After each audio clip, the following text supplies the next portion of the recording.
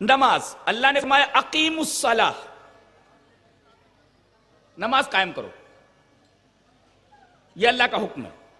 سوال یہ ہے کہ یہ عبادت نماز کیسے پڑھی جائے، کیسے ادا کی جائے، کیسے قائم کی جائے؟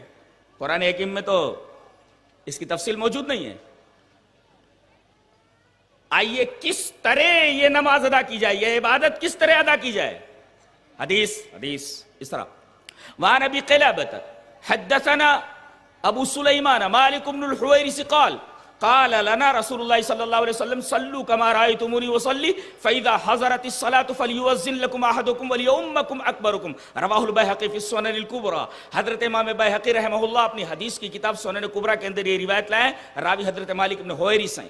حضرت مالک بن حویرث فرماتے ہیں کہ ہم تمام صحابہ کرام سے رسول اکرم صلی اللہ علیہ وسلم نے فرمایا کہ تم اسی طرح نماز پڑھو جس طرح تم مجھے نماز پڑھتے ہوئے دیکھتے ہو۔ دیکھیے نماز ایک عبادت ہے، یہ اس وقت تک قبول نہیں ہو جب تک کہ نبی کریم صلی اللہ علیہ وسلم کی بتائی ہوئی کیفیت کے مطابق نہ ادا کی جائے۔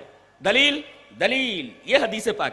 وعن ابی ہریرہ رضی اللہ تعالی عنہ عن النبی صلی اللہ علیہ وسلم قال ان الرجل لیصلی 60 سنة وما تقبل له صلاة لعله يتم الركوع ولا يتم السجود ويتم السجود ولا يتم الركوع رواه المنذری فی الترغیب والترہیب وقال الالبانی هذا حدیث صحیح۔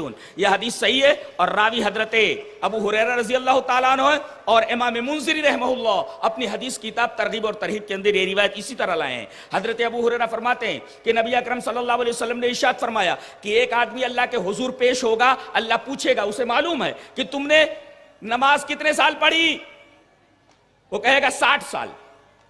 ان الرجل لیصلی 60 سنة، 60 من 60 سنہ من ایئرس، 60 سال میں نے نماز ادا کی ہے۔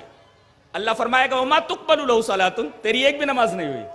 سوال یہ ہے کہ یہ آدمی تو 60 سال نماز پڑھ کر کے گیا ہے اور اللہ یہ فرما رہا ہے کہ اس کی ایک بھی نماز نہیں ہوئی۔ کیوں؟ اس لیے کہ اس نے اس طریقے سے نماز نہیں ادا کی جس طریقے سے نبی نے نماز پڑھنے کا طریقہ بتایا تھا۔ پتہ یہ چلا کہ صرف نماز پڑھ لینا کافی نہیں ہے، بلکہ ضروری ہے کہ وہ آدمی نبی کریم صلی اللہ علیہ وسلم کے طریقے پر نماز پڑھے۔ دوسری روایت حدیث اس طرح وعن حذیفہ رضی اللہ تعالی عنہ انہ رأى رجلا لا يتم رکوعه ولا سجوده فلما قضى صلاته قال له حذیفہ ما صلیت واحسبه قال لو مت على غیر سنت محمد صلی اللہ علیہ وسلم رواہ البخاری فی کتاب الاذان۔ حضرت امام بخاری رحمہ اللہ بخاری شریف کتاب الاذان کے اندر یہ روایت اسی طرح لائے ہیں۔ حضرت حذیفہ فرماتے ہیں کہ ایک آدمی نماز پڑھ رہا تھا اور وہ نبی کے طریقے کے مطابق رکوع نہیں کر رہا تھا، وہ نبی کے طریقے کے مطابق سجدے نہیں کر رہا تھا، نہ تو اتمام رکوع تھا نہ اتمام سجدہ تھا۔ جب وہ نماز پڑھ چکا تو حضرت حذیفہ نے اسے بلایا، کہا کہ کیا کر رہے تھے؟ بولا نماز پڑھ رہا تھا۔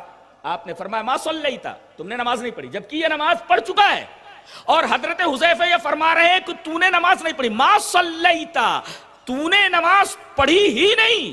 بولیے وہ نماز پڑھ چکا ہے اور حضرت یہ فرما رہے ہیں کہ تو نے نماز نہیں پڑھی۔ کیوں؟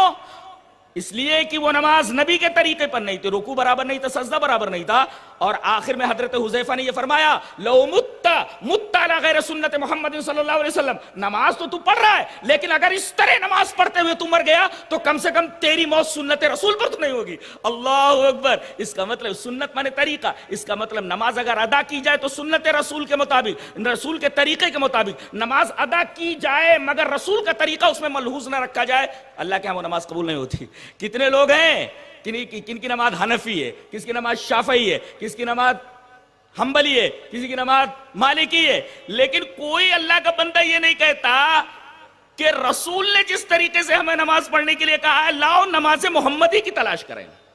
نماز پڑھ لینا کافی نہیں، بلکہ یہ دیکھنا ضروری ہے کہ نماز کس طریقے سے ادا کی گئی ہے۔